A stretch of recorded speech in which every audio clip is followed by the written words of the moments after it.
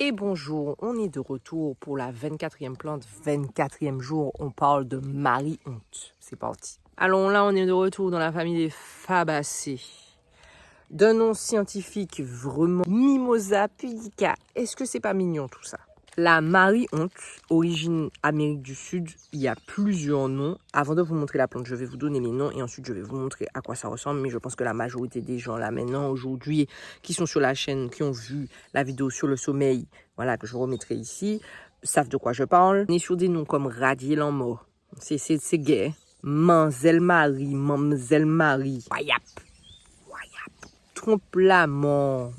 Mademoiselle Marie fermez la porte ou je sais plus, il y a plein de noms en fait pour la Marie ou Honte Marie ni Honte Marie ou Honte. Enfin, bref, vous avez compris le principe.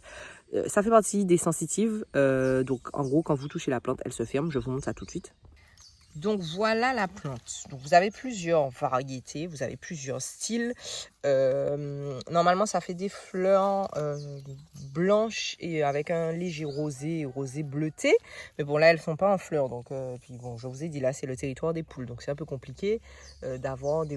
Puis, on est en plein milieu du carême aussi. Donc, voilà ce que vous avez. Hein. Déjà, là, on voit bien ce que c'est. En gros, pourquoi Marie-Honte, vous voyez, quand on touche, ça se ferme. Ça fait partie de la famille des sensitifs. Donc, je pense que tout le monde petit a joué avec ça pour fermer les feuilles, voilà, juste pour s'amuser comme ça en passant la main pour fermer. Vous voyez la plante, elle a des piquants. Je vais la rapprocher un peu. Vous voyez ici, il y a des piquants. Voilà, donc c'est une mauvaise herbe, considérée comme une mauvaise herbe et qui pique quand on marche dessus. Voilà, vous voyez bien là ici. Voilà. Donc ça ressemble à ça une fois que la plante, elle est fermée. Alors c'est une plante, comme je vous l'avais dit pour la vidéo du sommeil, qui est quand même assez prisée en Asie.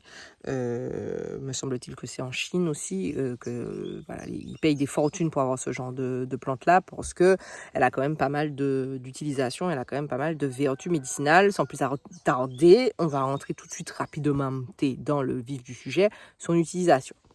Alors, vous pouvez utiliser toute la plante. Nous, on utilise toute la plante, que ça soit de la racine à la tige, avec les feuilles, les piquants, toute la plante. Vous arrachez toute la plante, vous mettez des gants et vous arrachez toute la plante.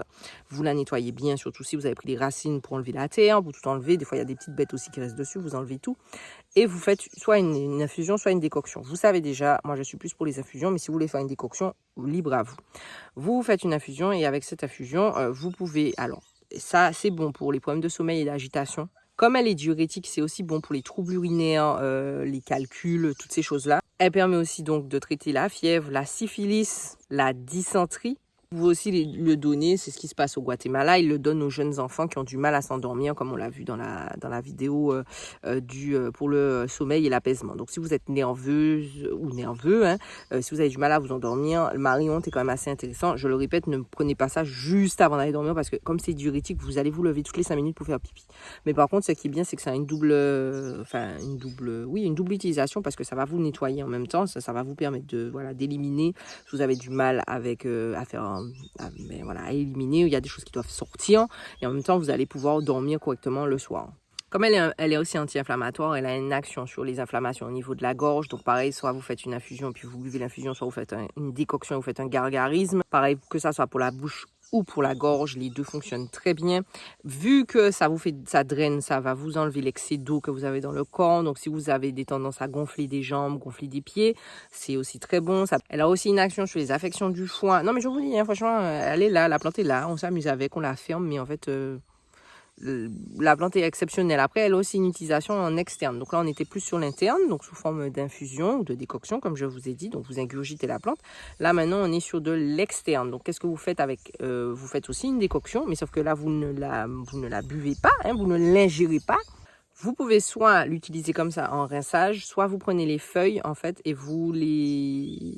Alors là, il va falloir pas mal de feuilles parce qu'elles sont quand même assez petites, mais vous prenez toutes les feuilles et puis vous les écrasez, vous mettez ça en cataplasme pour les ulcères, les glandes enflées, les blessures en général, ou encore les morsures d'insectes. Vous voyez, franchement, c'est comme ça, c'est inflammatoire et antibactérien, donc c'est super intéressant. Ou sinon, comme je vous ai dit, vous pouvez faire la décoction et vous rincer avec. On fait aussi des bains. Je ne sais plus où exactement, vous me direz en commentaire, mais je sais qu'il y a des bains aussi qui sont faits et on met les bébés dedans ou les personnes qui ont des problèmes au niveau de leur peau. Voilà, donc ça peut, c'est à double intérêt. Soit vous faites la décoction, si vous avez une baignoire ou une bassine, vous faites le bain, un peu comme le même principe que les feuilles de corossol. Voilà, ce sont des mauvaises herbes, souvent mal regardées, hein, j'ai envie de dire, mais qui sont quand même très intéressantes. Voilà, excusez-moi parce que j'essaie d'en arracher une. Voilà, tu vois, on peut pas...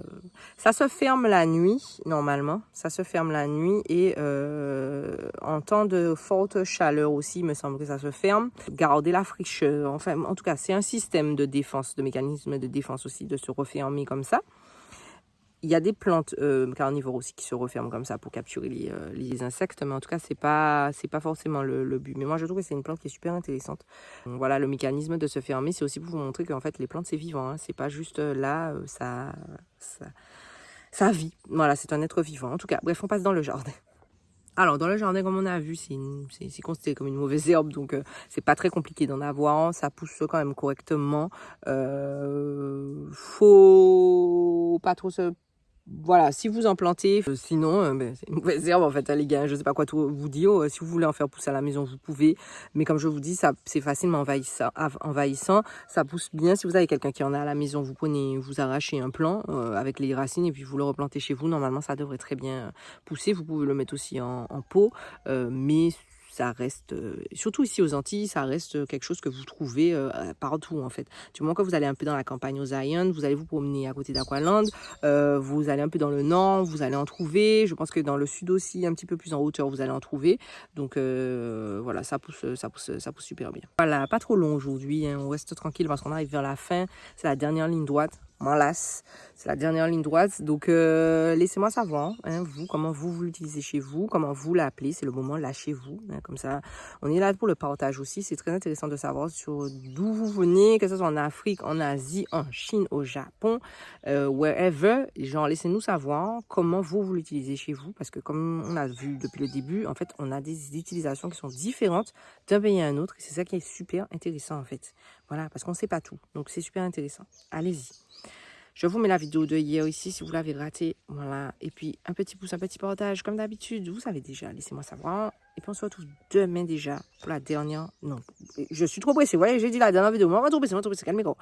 Pour la prochaine vidéo.